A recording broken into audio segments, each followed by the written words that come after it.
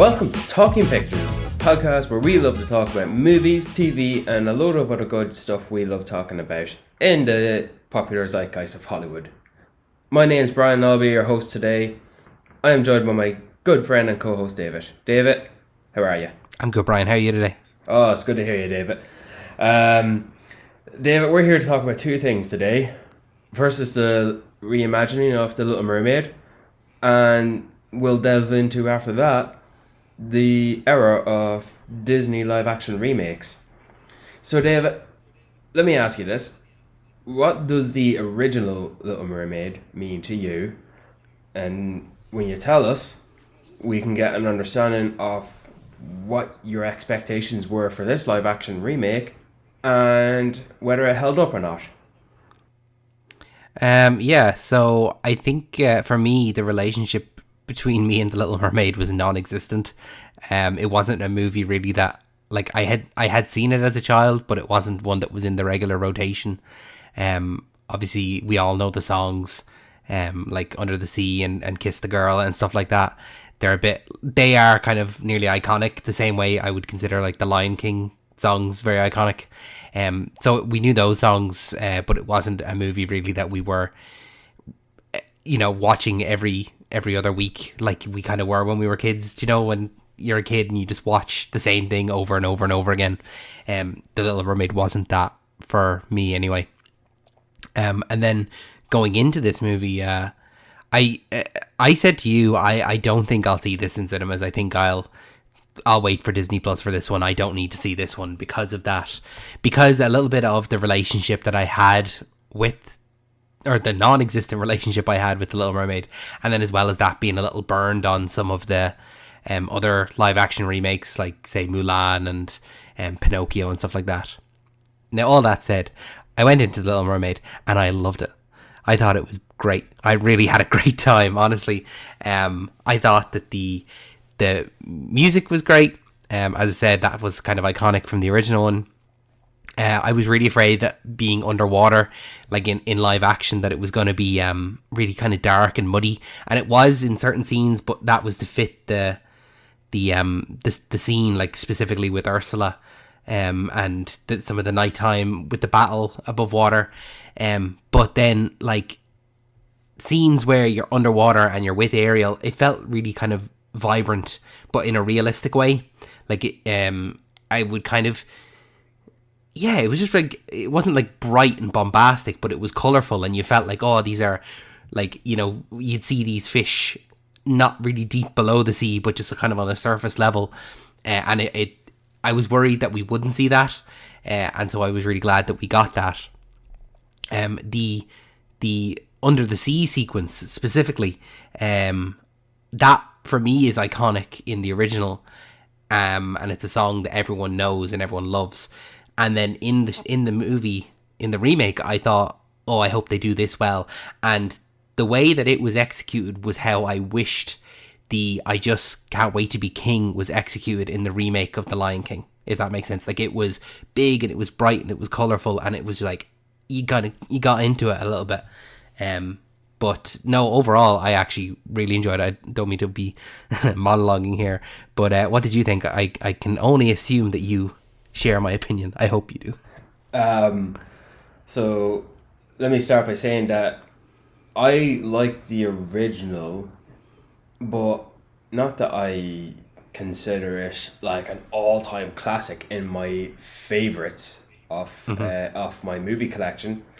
I think for me it stands out because as a Disney princess character, she's the most unique because she is a mermaid. And I think with the whole element of below the ocean, under anything to do with ocean themed or ocean world concept is always a curious draw for me. That and space, because in our reality of life, the ocean is the second scariest place on Earth, space being the first. So definitely two unknowns on one end, on either end of the spectrum, the unknown. So quite a draw for me. but the fact that she has her, it plays up the traditional. She falls in love with a guy, and she has an overbearing father, and she has her animal sidekicks, and I think for me it's like she stands out more than Snow White. She stands out more than Belle, and I this was one I was delighted to see Disney fully get behind and back up on, and I really did have a ball watching this. I very much liked it. I might have even loved it. And my expectations were like, to quote Lin-Manuel Miranda's official title on the film, he was the "don't fuck this up."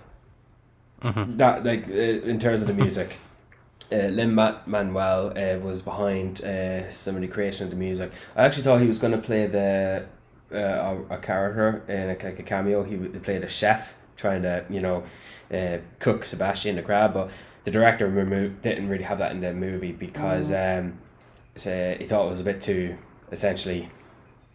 It didn't lend itself to live action like it did with animation, and well, yeah, like the movie plays as it is, and I'm not watching it to compare it to the original. I'm watching it to sort of relive and then take in what's new and take new versions.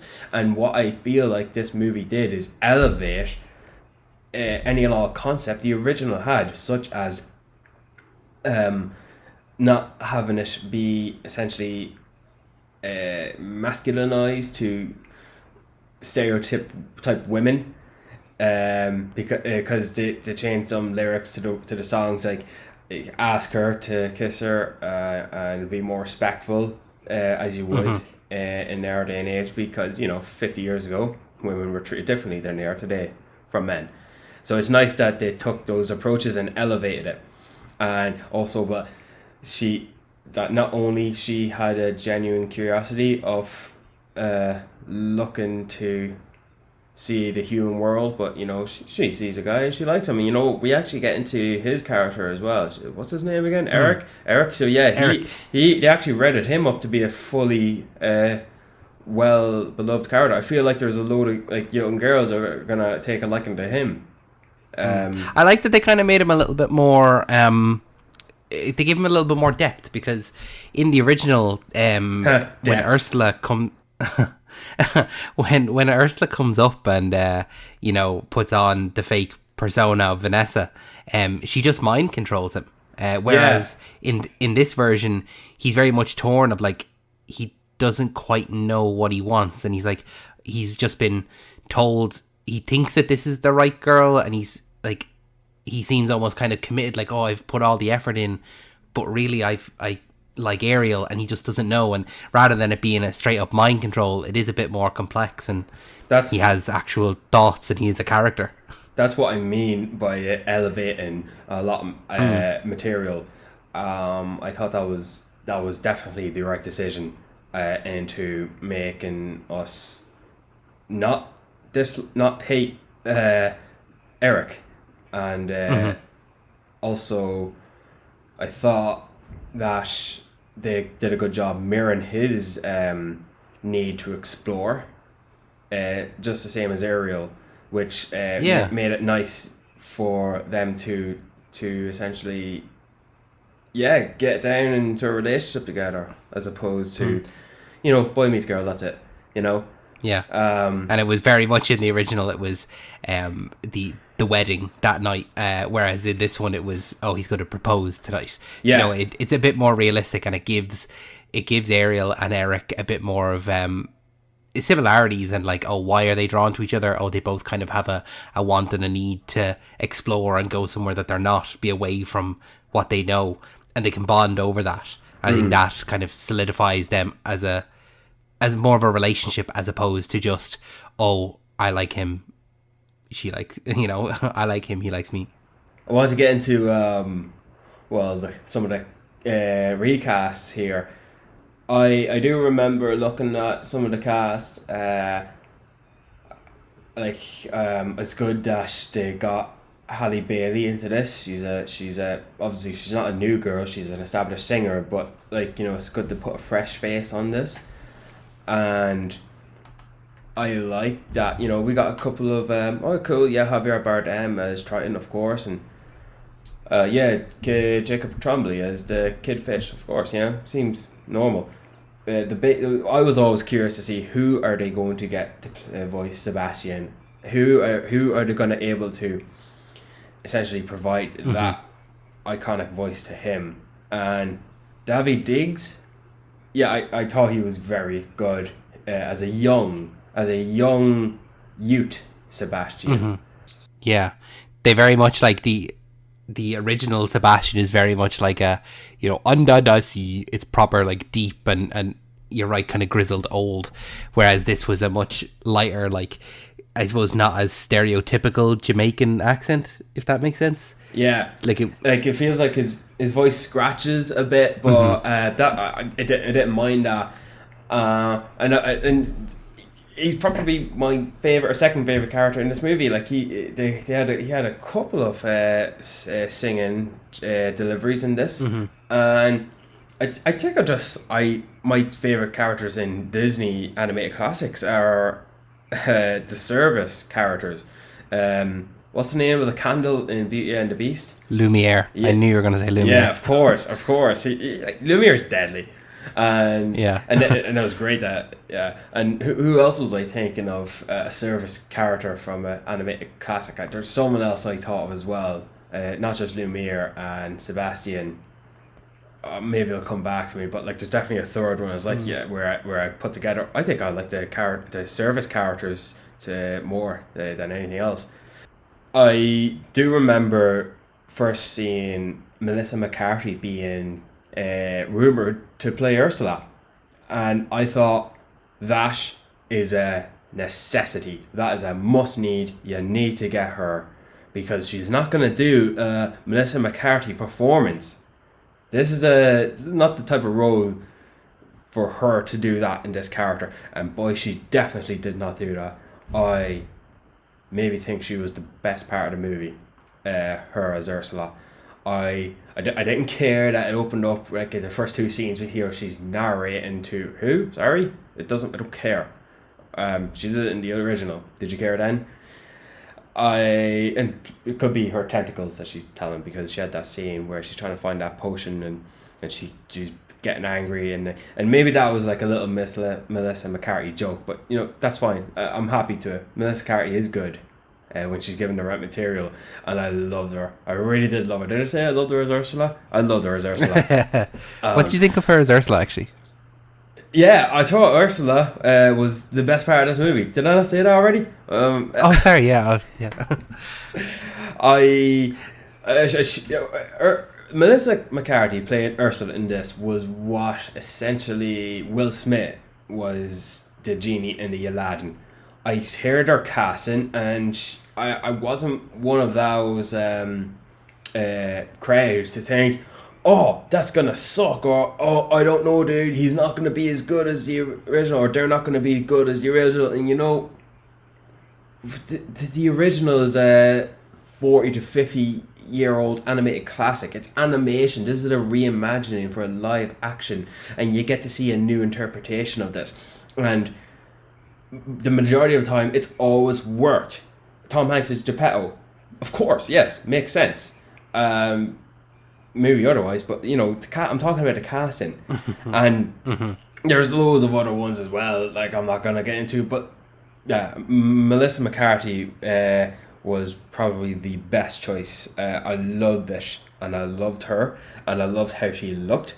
I love sort of like she still came across as drag as the original inspiration to Ursula, but I don't want to get into her performance in the song just yet, because I like to talk the songs in their own like little category. Was there any other characters you thought were quite eye grabbing?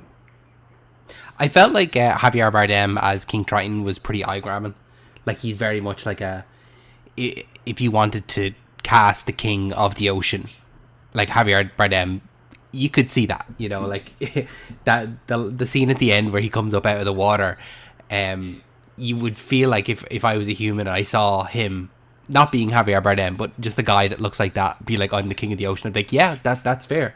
You you I look like that. So I'd like to add that that scene with him and Ariel at the end, I thought that scene really solidified it even more as a whole. Like that, like imagine if that scene wasn't there.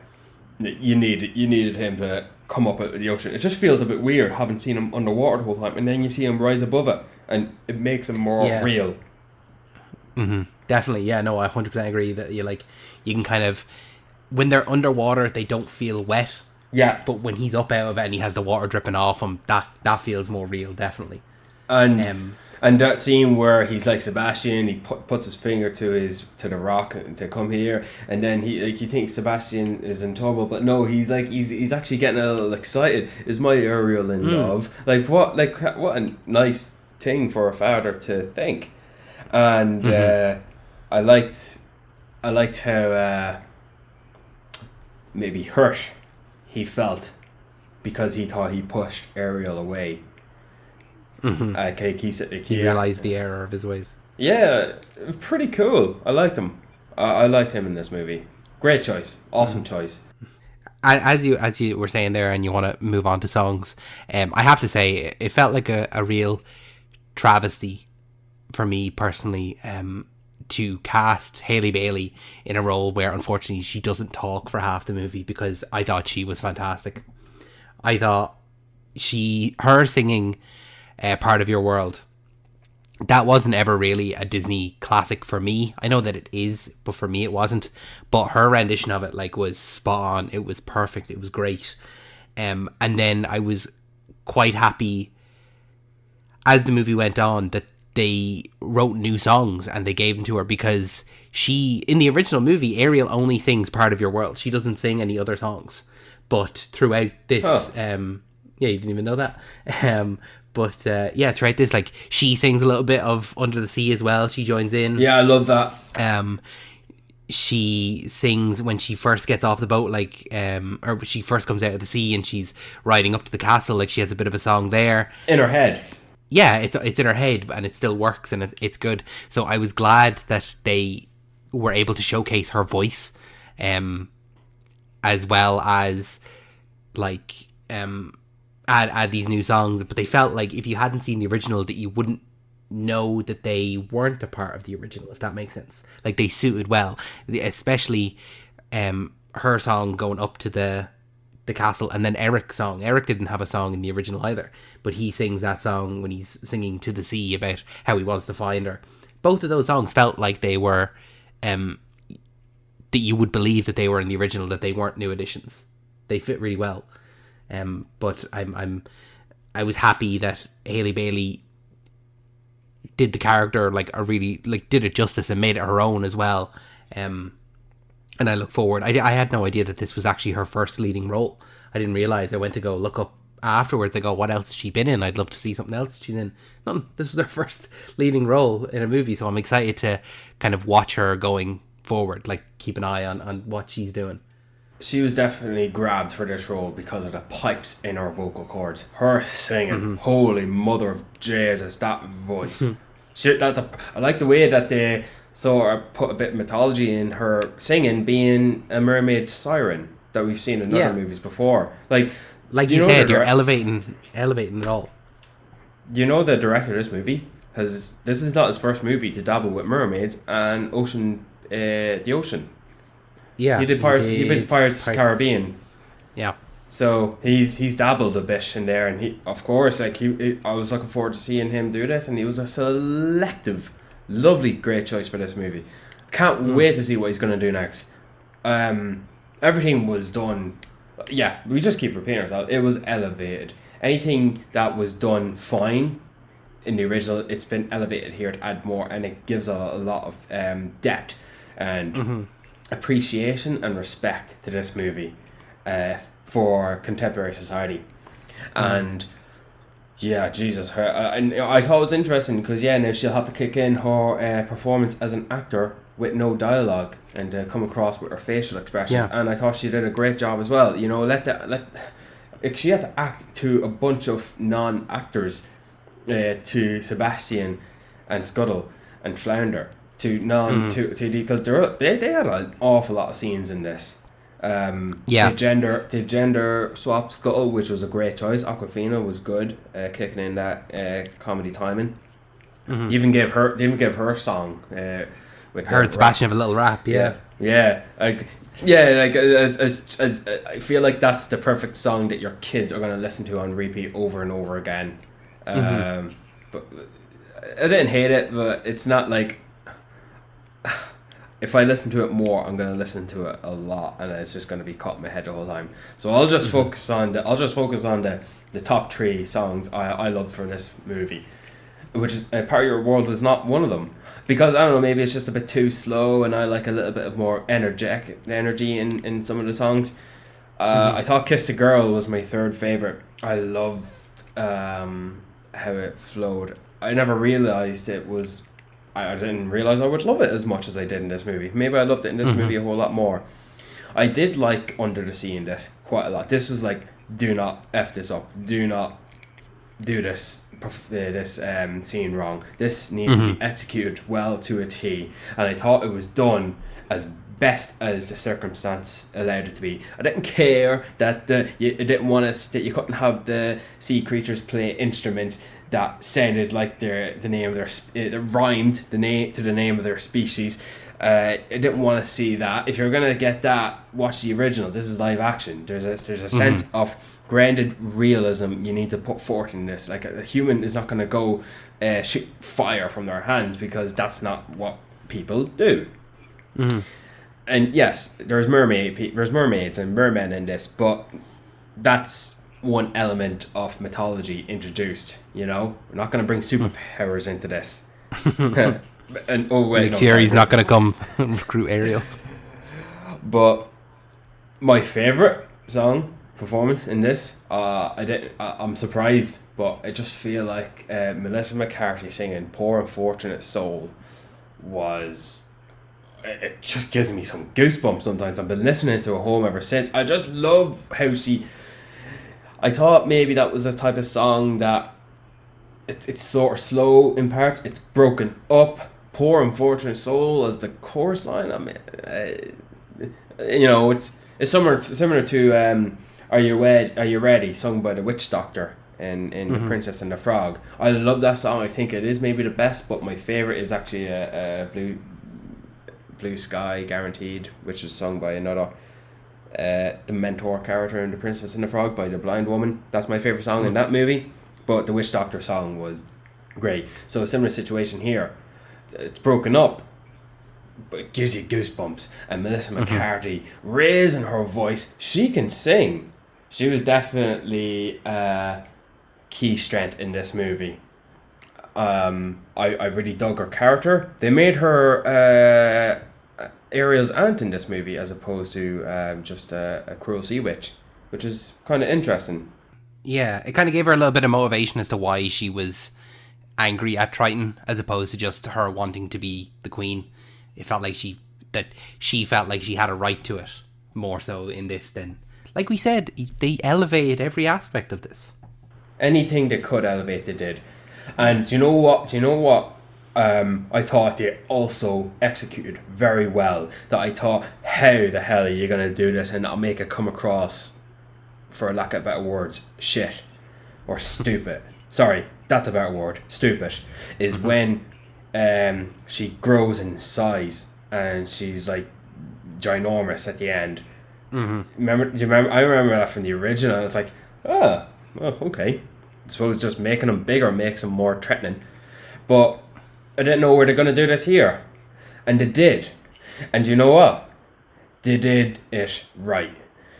Because I thought when she was growing up big, I thought, so are we just going to see a giant Melissa McCarthy's face in this? Like, is it just going to come across as like very uncanny and unnatural and take you out of the movie and think this is just a green screen situation? No, they didn't do that. What the director did with the beautifully done VFX team is the silhouette. I can't pronounce this word. Help me, David. Silhouette. Yeah, she was dark in color. You could see small details in her face to get some like purple colors out. You could see her eyes. You could see her eyes for the bulk of it. You could see a more monstrous form, but she still looked good. And what I mean good, sexy. Giant Ursula was quite good looking as well, and there was giant tentacles coming out like a proper sea monster, like a proper kraken. Yeah. I thought, how do we not feck this up? How do they not bollocks this and make it come across stupid, kiddie? And definitely, like, less is more when it came to that one. Especially for that. Couldn't have said it more better myself, David. That's why you're on this show. That's why you're on my co-host. What did you think of that scene particularly? Because as soon as I saw the approach in presenting her as huge in scale, I knew I'm gonna make note of this in this episode. What did you think of that? Yeah, it wasn't one that I kind of... You know, when you're watching a movie, you kind of do expect things to change, and them to do certain things slightly different. And I did think that would be something they wouldn't do, like as a nearly one for one, like remake. But no, I think that, like you said there, it worked well. That it was scary, and it was like shrouded in darkness. And when the lightning strikes, you can kind of see a little bit. And like it worked well. They put thought into it, and I think that they, rather than it coming across as goofy, and like you could have had that with like like it could have come across as like Jack Black in Gulliver's Travels or something like that, where it's just kind of a massive person compared to all these little ones. But you're right, it did feel like she was a monster. She took on her almost like her true form of like a full monster that is surrounded by darkness, and evilness just exudes from her.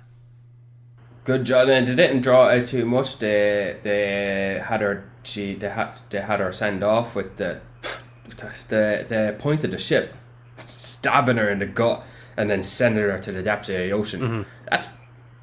That's dark. But that's what happened in the last one, and it's good that she sunk instead of blew up like a bubble.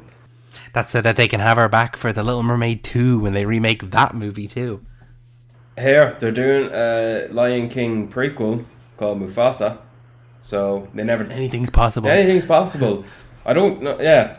Melissa McCarthy was a steal. She was great in this movie. Did I say that? I don't know if I mentioned that yet. Speaking of Mufasa there, like you said, we're deep into these reimaginings, and we've more to come. Oh, do you know as many? I know you have a list or two, maybe. You know what's coming up in terms of remakes. So yeah, well, it's funny. It's crazy that now we're past the stage of the Little Mermaid being released, because this is one they really did not need to F up, and by God they did not. We're well into these stages, and Jesus, they are a real hit and miss at times. It started off strong, but we're in a real like, okay, is this going to be a good one, or is this going to be a bad one, or will it be alright? You know, maybe we'll start at the beginning with the Jungle Book. Sorry, not the Jungle Book. It's funny, this actually era of Disney animated movies being remade into live action or CGI, so to speak. This phase started with Cinderella, made into a quality movie, you know, and I was fine. I dug it. Like, it's not my favorite, but I do acknowledge it's a good movie. But it goes back way, way further than that. Like, this is kind of the first reimagining, but like it goes back even as far as like 101 Dalmatians. Like it's not like this is a new thing. Like 101 Dalmatians, early 2000s. I think a lot of people probably would have seen the that one, the Joan Cusack, isn't it? Joan Cusack version more than they would have the Glenn Close. Glenn Close, sorry, yeah, not Joan Cusack.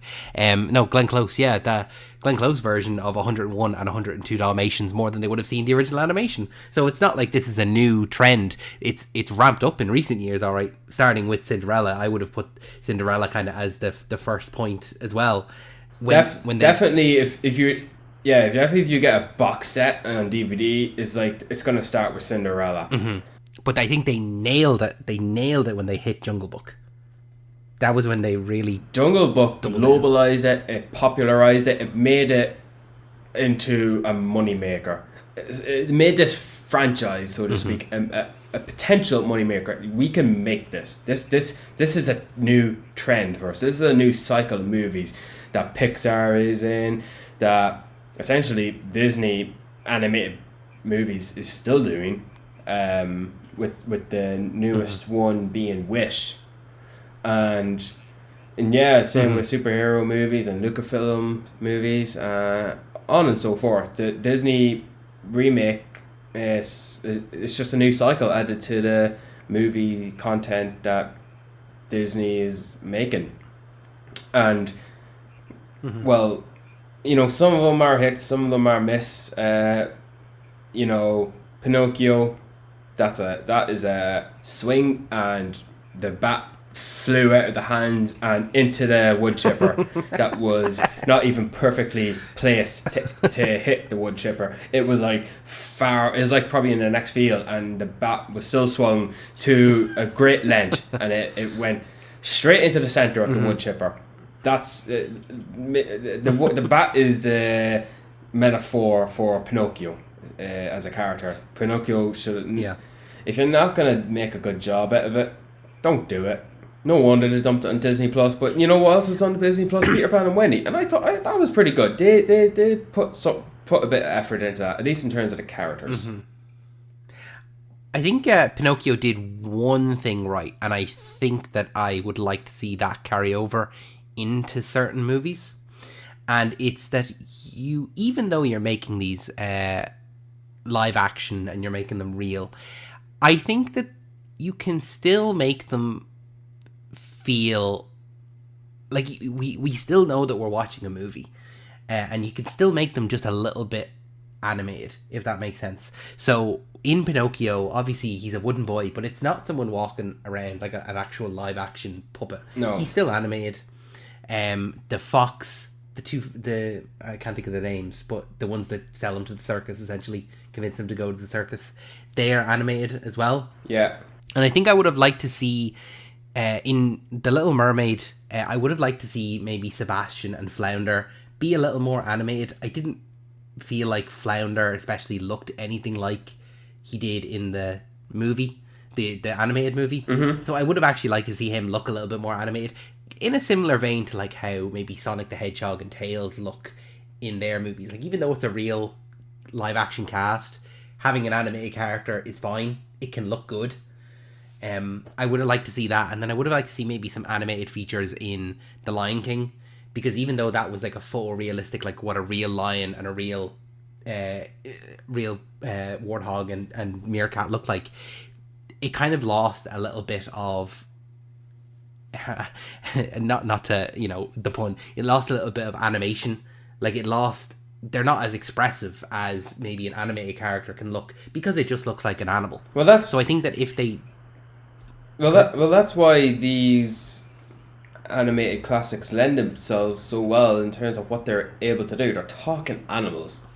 Dogs don't smile in real life. But not to like... I'm not shooting you down. I 100% agree with you. I agree with you with The Lion King. It's like, these are just a bunch of lions talking. They can't smile. Where's our eyebrows? But if I did have a problem with it, it would have been maybe The Lion King. But here, it didn't bother me at all. Sebastian actually smiled a few times in this movie. So did Flounder, actually. Yeah, they do look very realistic, and some of them don't really look like they do, especially Flounder. But it didn't bother me at all. It's what you do with it that matters, and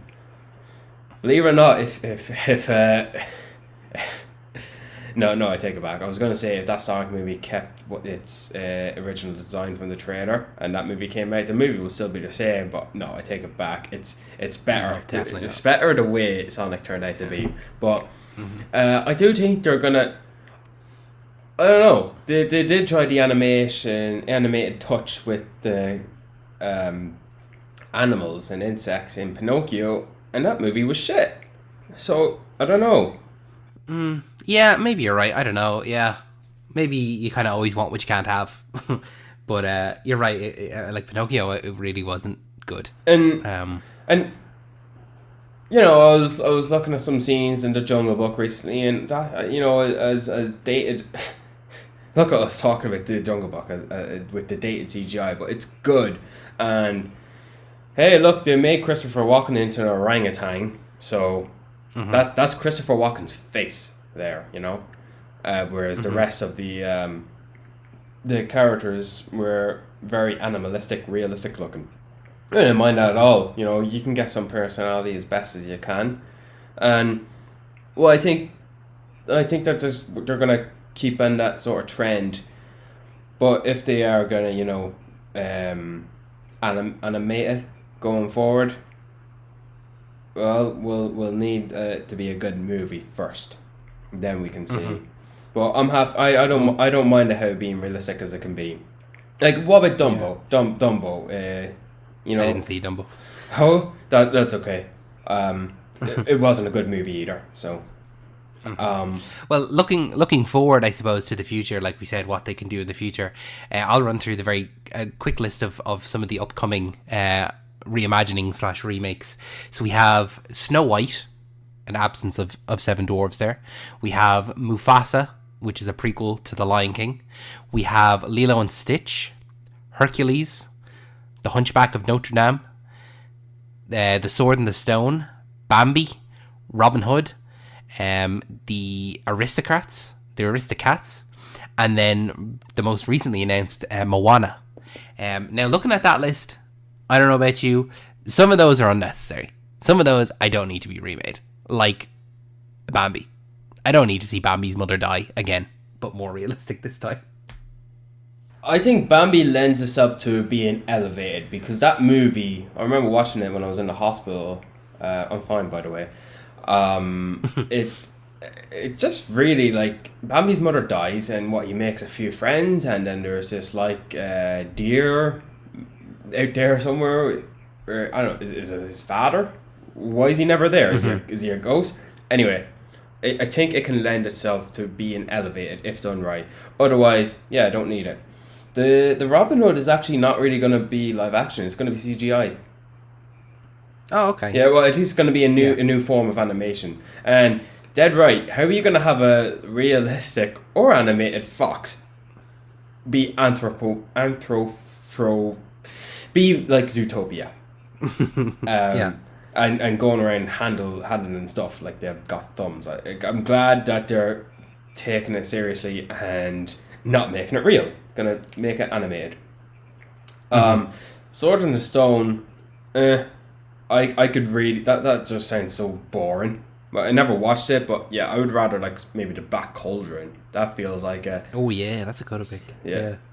I think maybe I would rather that as opposed to the Sword in the Stone. But oh well, Hercules. He always looked better than the movie ever was, and I never watched the movie, so who knows? But that's the Russo brothers. No, correction. That's Guy Ritchie. So look, he did a good job with Aladdin, in my opinion. So maybe you can do a good job here. We'll see. The Hunchback of Notre Dame. Here, what a way for Josh Gad to kick out his acting chops if he does a good job in it. If they end up casting him. But based on this trend I'm going on, David, the one I need them to not get wrong and keep the theme of Elvis is Lilo and Stitch. Yeah, 100%. 100% agree. I've been paying attention to the cast of this movie, and I'm happy with it. I like it quite a bit, and well, they need to get this right, and if they don't, I really am going to be upset. If this is as good as well, Beauty and the Beast. I'll take it. It needs to be better than Peter Pan and Wendy, but I'll take Beauty and the Beast. I might even take Lady and the Tramp, but it just needs to be done right. You know, there's no Disney princesses in it. There's no characters singing out of the blue. It's just a joy to watch. It's a good story. And And it's cute. It's very cute. The relationship, Stitch as a character is great. Anytime Stitch talks, it's just humor.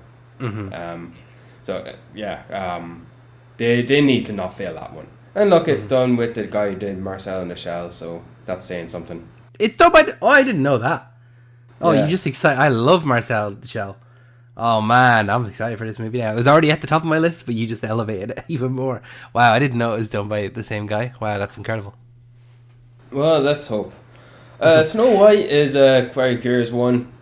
For me, the dwarves in Snow White were like my favourite. Not because they sung, but because when Snow White was poisoned and then the witch tries to escape, these dwarves charge after her. And they charge after her like a mad mob to kill her.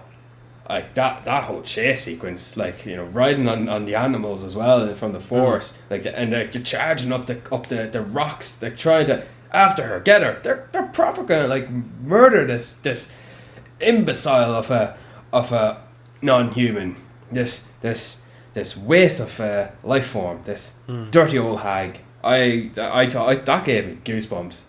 Is she being played by Gal Gadot in this one? The Queen, yeah. And okay. I like that. I like that casting.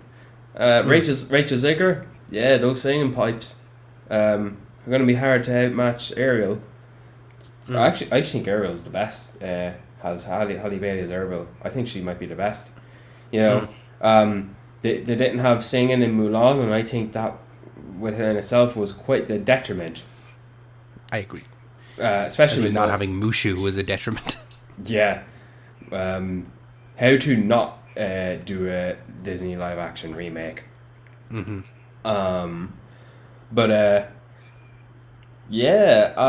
just going through this list as well. Pete's Dragon was a very good one. It's a very good movie. There's not too many of these movies where it's very grounded.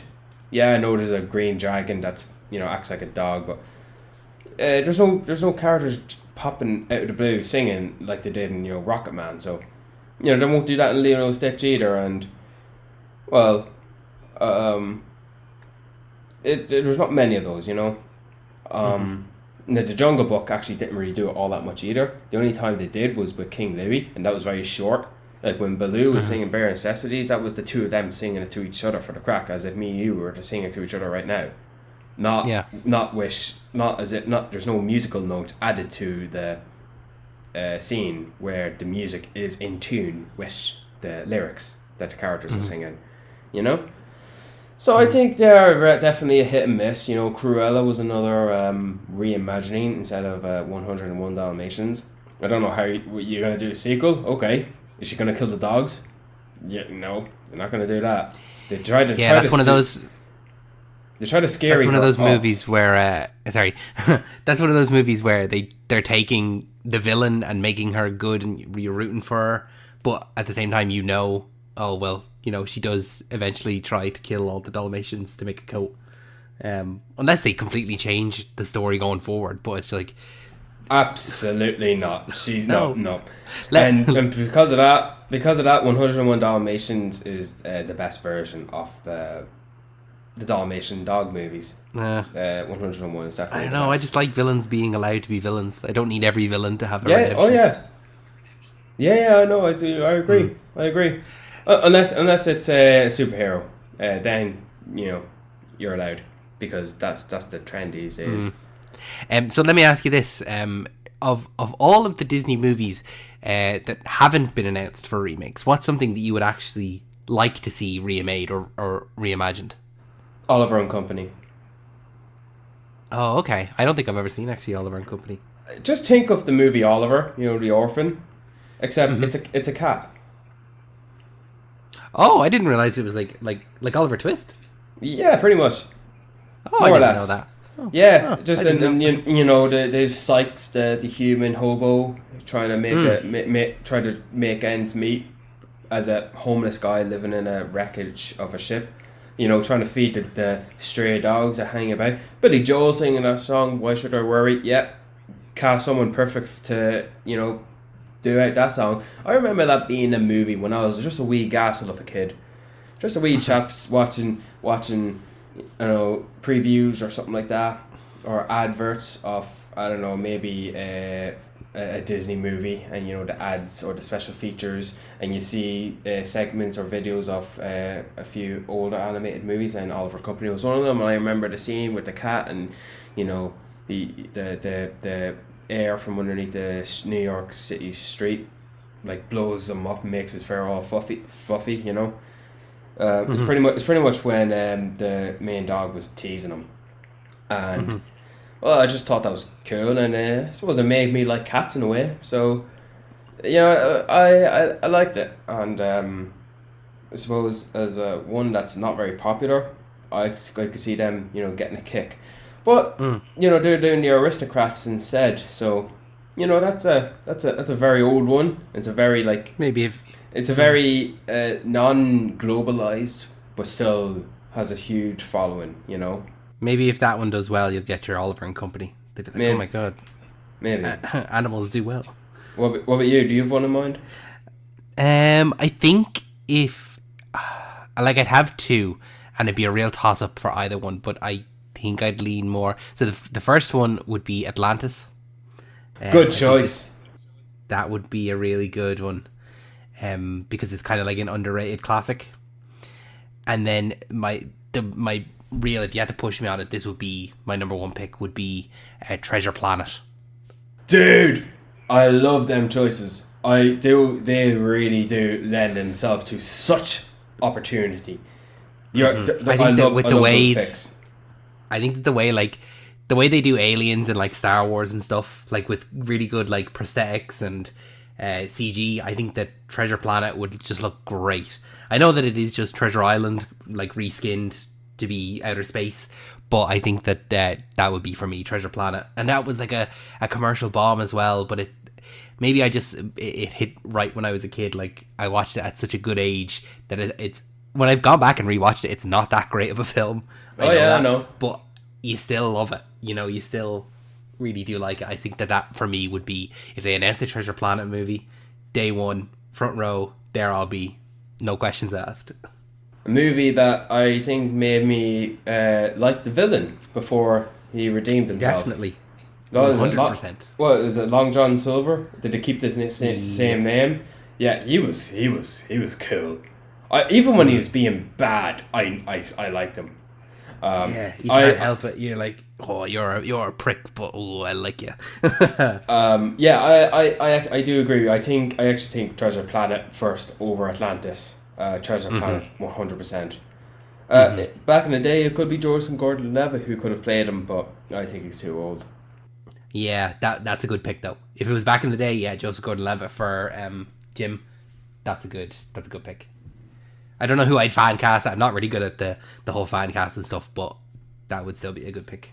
I saw a fan cast of Grant Gustin playing Milo from Atlantis. Oh, I could see that. Yeah, That yeah. was Actually, I could see that a lot. This is a fan casting though. I just saw. I remember looking. But yeah, it's pretty cool. It was cool. Those movies. Maybe Zendaya playing the other girl. I can't think of her name, but the Atlantean girl. Zendaya can look good with white hair. Speaking of hair, Ariel's hair costs like 15,000. Woo! Yeah, Jesus. and by the way, it was still red in the movie. To those haters, we don't want haters here. But if you watch this movie wishing I want my Ariel to have red hair, note to yourself, her hair's red. Mm-hmm. Is her hair not red? Or it's like calls her red. Yeah, yeah, exactly. And I didn't even put that two and two together. So it's nice to see that you got a cinematic win on this one. I think people are loving it, which is great. I could do with some more. I don't want a Mufasa prequel. Not when and I'm going to be rooting for Scar in this one.